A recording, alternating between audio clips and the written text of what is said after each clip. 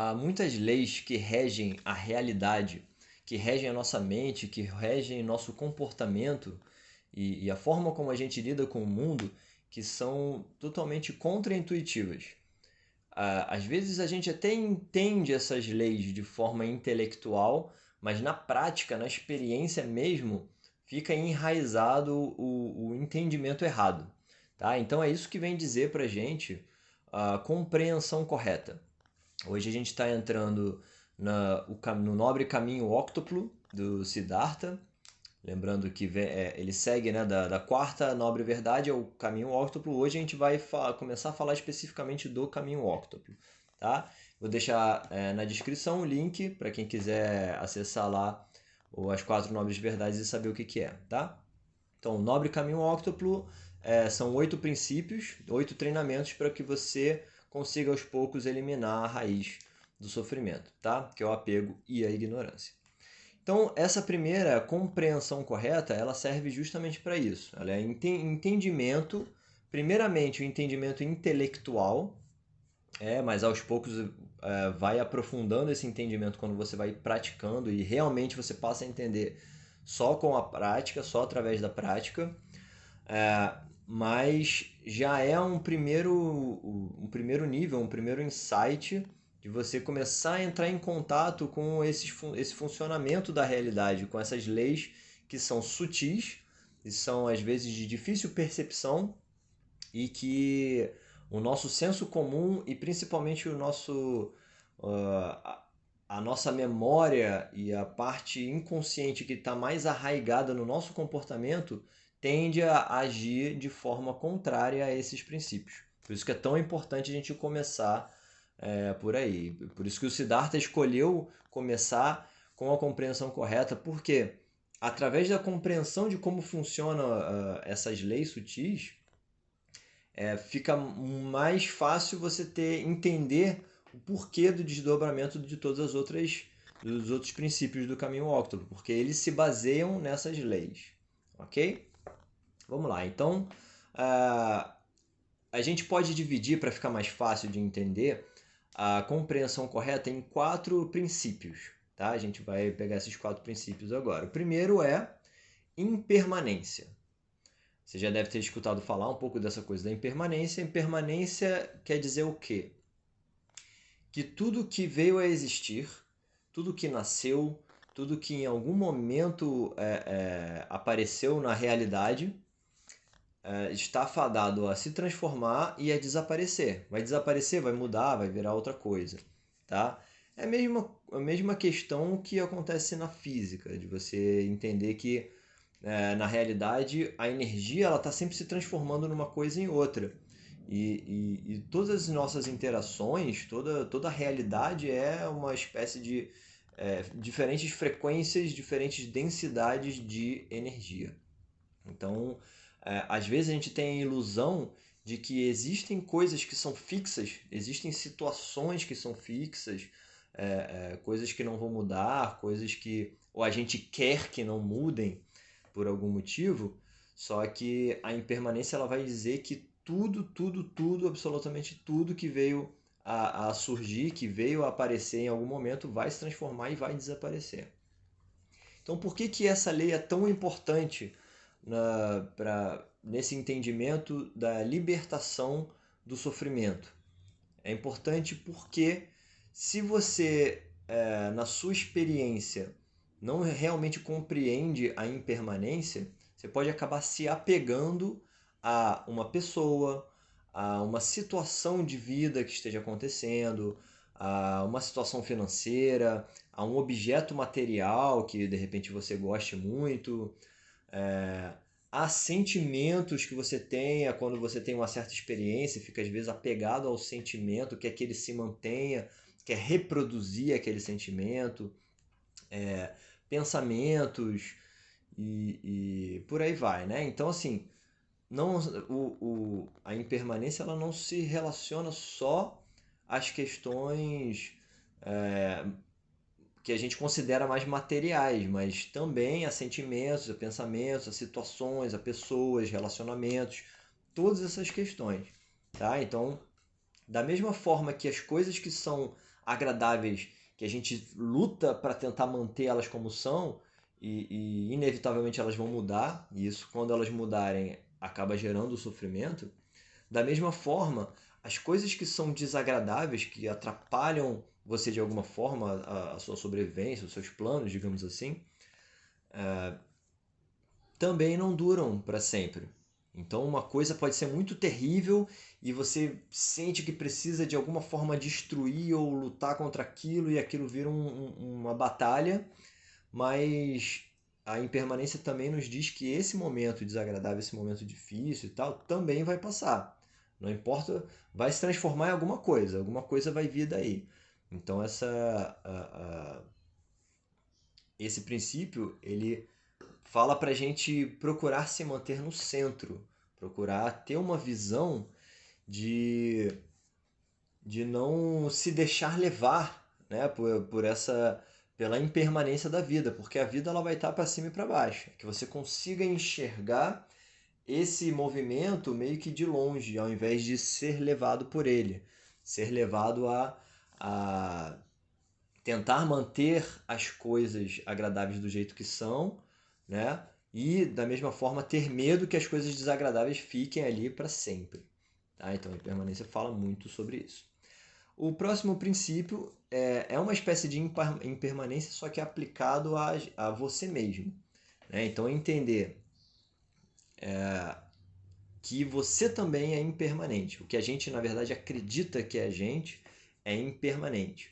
Tá? Esse segundo princípio se chama não eu. Né? Não eu significa o quê? Que a gente cria, através da nossa memória, da nossa vida, diversas pequenas características da identidade. Tá? Então a gente adquire um nome, um CPF, um time de futebol, a gente nasce com uma certa cor de pele, num certo país,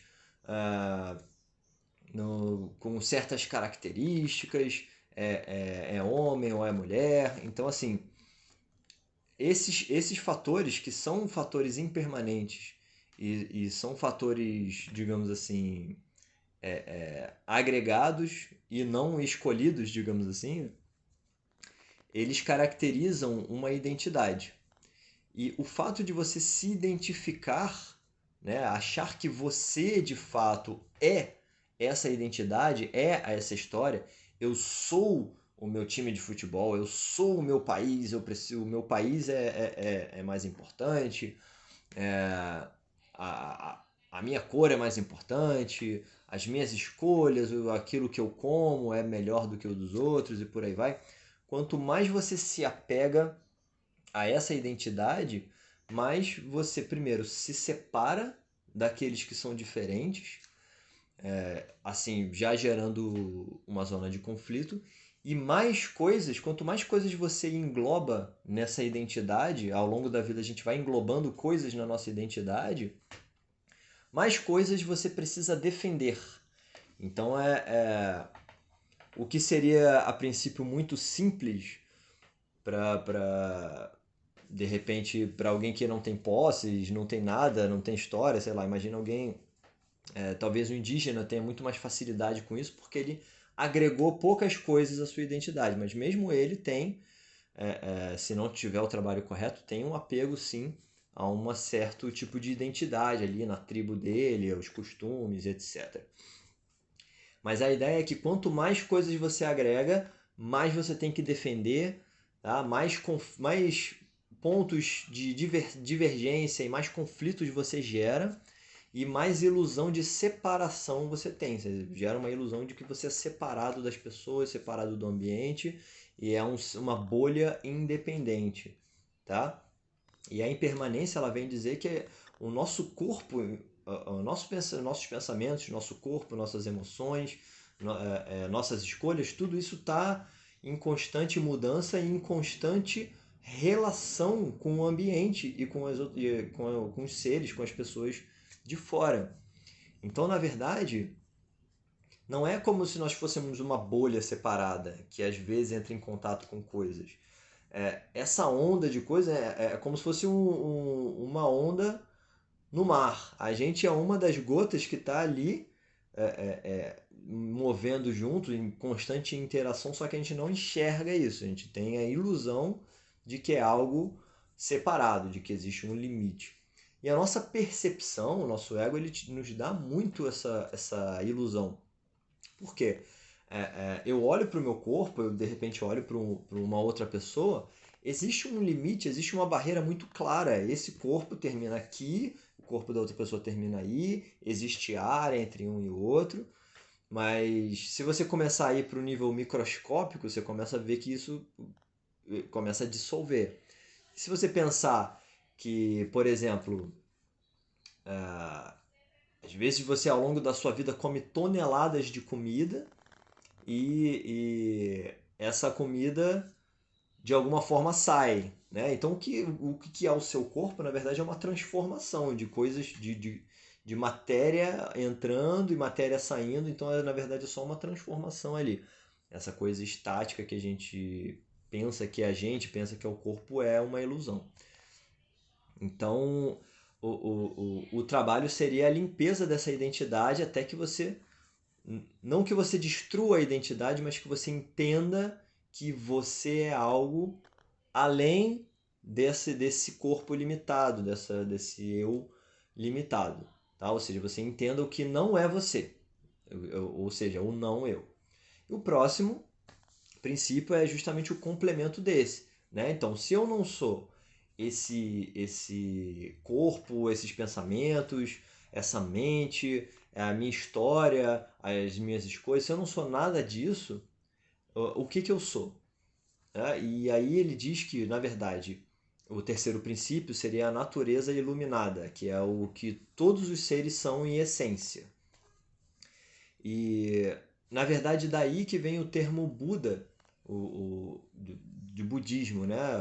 Na verdade, assim, essa filosofia do Siddhartha, a gente também foi apelidada, depois que começou a ser ensinada, institucionalizada, a gente conhece como budismo. E o que é o Buda?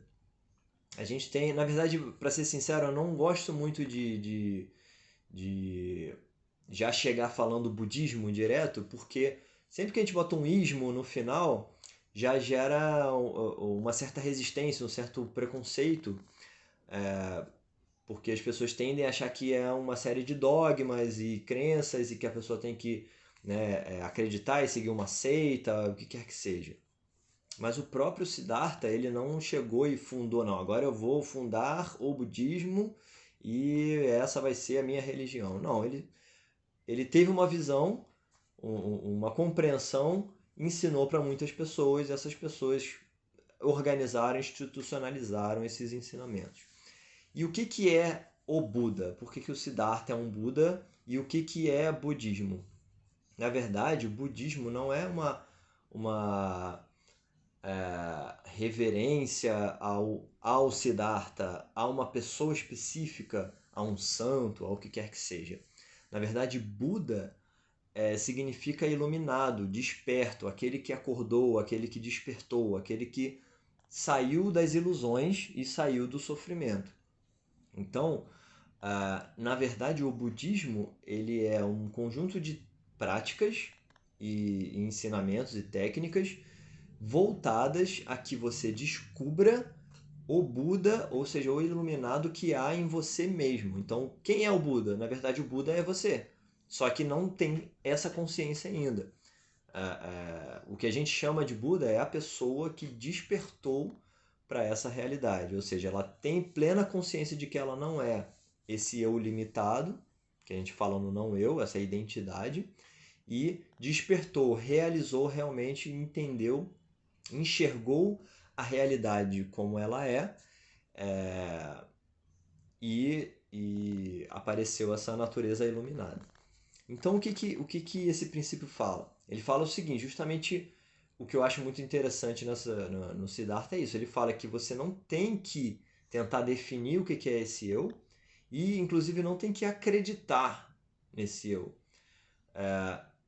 O que você precisa fazer é limpar a sujeira que tem em volta dele, que ele aparece por si só. Então, assim, nós já temos essa natureza, seria a natureza pura nossa, que já tem os aspectos e características que muitas vezes a gente busca externamente. A felicidade, o bem-estar, a paz, a energia, o altruísmo, o poder pessoal, todas essas questões, eles já fazem parte do nosso eu essencial, do que a gente é de fato. Mas você só descobre o que você é quando você limpa tudo aquilo que você não é, o que você é aparece. É como se fosse um diamante que está enterrado em um monte de lama. O seu trabalho é simplesmente ir tirando a lama, e limpando a lama, e limpando os nossos condicionamentos e o falso eu, a falsa identidade. E aí, naturalmente, sozinho, o que a gente é de fato vai começando a aparecer, esse diamante vai começando a surgir. Então, esse também é o significado de Buda ou de budismo, de você buscar despertar ou fazer aparecer essa natureza. Então, o terceiro princípio, natureza iluminada ou natureza de Buda. E o quarto princípio que a gente vai conversar hoje é o karma. Karma, o karma em sânscrito, né? O kama em Pali, significa literalmente ação. E se refere, mais uma vez, pegando o gancho aí da física, se refere à lei de ação e reação, ou seja, causa e efeito. Tá? Para todo efeito existe uma causa, né? Então essa questão linear da causa e efeito, ok? E o karma quer dizer o quê? Imagina uma rede, tá? Uma rede, tipo uma rede de pesca, tá? Por exemplo. Ou então, pra você entender, né? Como se fosse essa persiana daqui do fundo, né?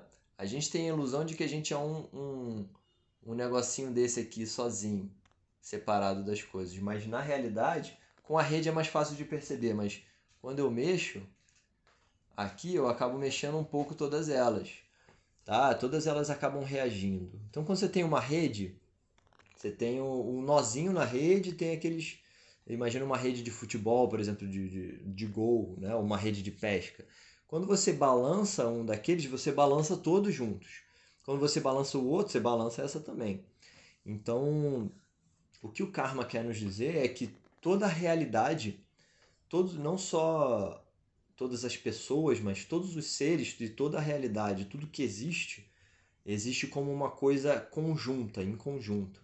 Então, quando você mexe um pontinho aqui do lado, você mexe automaticamente toda a realidade. Você altera tudo. Então, é como se, na verdade, tudo que existe fosse um grande corpo que funciona junto.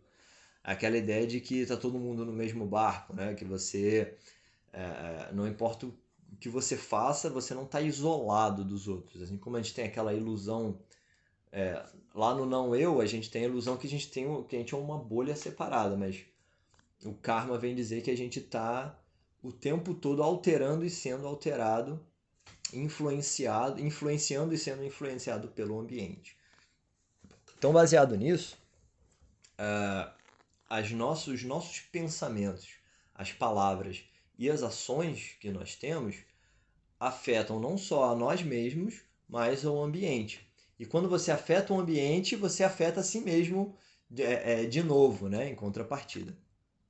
Então, o karma ele tem três níveis de retorno, né? Na verdade, seria uma lei de retorno. Aquela ideia de o que você planta, você colhe. E a primeira questão é: quando você faz uma ação com uma intenção destrutiva, por exemplo, você ficou com raiva e vai lá xingar alguém ou vai agredir de alguma forma, né? O Siddhartha diz que é como se você pegasse um carvão incandescente e quisesse jogar numa pessoa, tá? Ou seja, muito antes de você arremessar, acertar ou não, pode ser que a pessoa se esquive, pode ser que você erre, pode ser que você acerte, tá?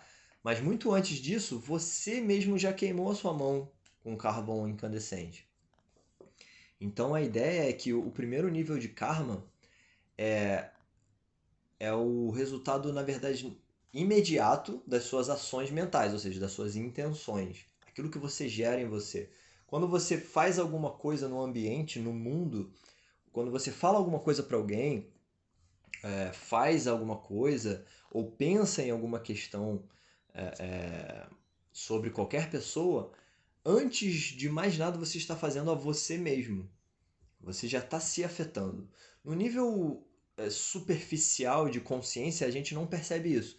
Mas no nível mais profundo, você percebe a reação do seu corpo, ele se contrai, ele gera sofrimento dentro.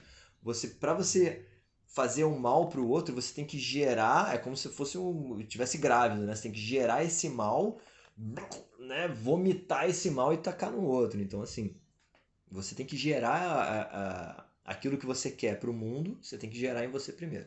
Então esse é o primeiro nível de karma, que é a consequência imediata da sua intenção numa ação. O segundo nível de karma é a consequência do que você faz. Se você agride uma pessoa, provavelmente ela vai ficar com raiva, vai ficar chateada, vai falar mal de você, ou vai querer se vingar, ou outra pessoa vai tomar as dores, ou você vai preso, né? Por aí, né? Então existem muitas consequências possíveis diretamente da sua ação. E, além disso, tem a possibilidade de vir por outras fontes, por outros caminhos, tá? Esse retorno, né, da intenção que você colocou. Mas o que eu acho mais interessante no karma, em vez de você pensar só nas questões do que você vai receber em troca, talvez agora você faça uma ação com uma boa intenção, mas já pensando o que você vai ter em troca, pensa antes em o que você está alimentando em você com essa ação. Então, se eu alimento, se eu faço uma ação, por mais que eu me beneficie, sei lá, digamos que eu roubo a minha vida inteira e me beneficio com aquilo, financeiramente. Mas quando eu roubo, eu estou sendo egoísta. Então eu tô prejudicando o outro para que eu me dê bem. Então, eu tenho uma ação que está alimentando a parte de mim que é o ego, que é aquele eu limitado lá que acha que é uma bolha que está separado dos outros. Esse eu, quanto mais eu alimento ele, mais possibilidade eu tenho de sofrer. Então eu estou alimentando aquela parte de mim que me faz sofrer. Agora, se eu faço uma ação pensando no bem comum de todo mundo, pensando realmente desapegando, óbvio, pensando no meu bem também, mas pensando no bem do outro e querendo equilibrar e ser justo, aí eu alimento aquela parte que eu diminuo a força, na verdade, desse não eu, né? E alimento aquele meu eu verdadeiro, que é o que me ajuda a me livrar do sofrimento. Ou seja, como você faz uma ação com uma, vamos chamar de boa intenção, com uma intenção baseada nesse eu interior, eu estou um pouquinho mais perto de me livrar do sofrimento. Ou seja, como consequência lá na frente, eu vou estar melhor, eu vou estar mais feliz, eu vou estar bem, vou estar mais em paz. E da mesma forma, quando eu faço ações que alimentam esse eu, esse falso eu, mais eu vou sofrer porque eu estou alimentando a parte de mim que sofre, tá? Então essa é um resumo do rapidinho aí, tá? Desses 4 princípios fazem parte, isso tudo faz parte do primeiro princípio, o primeiro princípio do caminho óctuplo, que é a compreensão correta. Então, você entender essas leizinhas. Tá? Número 1, impermanência, anicca, impermanência. Número 2, anatta, não eu. Tá? Número 3, natureza de Buda, ou natureza iluminada. E 4, karma, que é a lei da ação e reação. Okay? Então, a gente compreendendo isso intelectualmente, levando para a prática, refletindo sobre como as situações acontecem, quando a gente tem principalmente no momento que a gente teve um sofrimento e tal, você refletir aonde você está, de repente, batendo a cabeça aí com uma lei dessas, é importante, interessante, ok? Então, no próximo episódio, a gente vai falar sobre a segunda nobre verdade. Ups, desculpa. o segundo princípio do caminho óctuplo, já começando desse gancho aí do karma, tá? Os princípios, então, é o pensamento correto, ok? Fiquem em paz, valeu, até a próxima.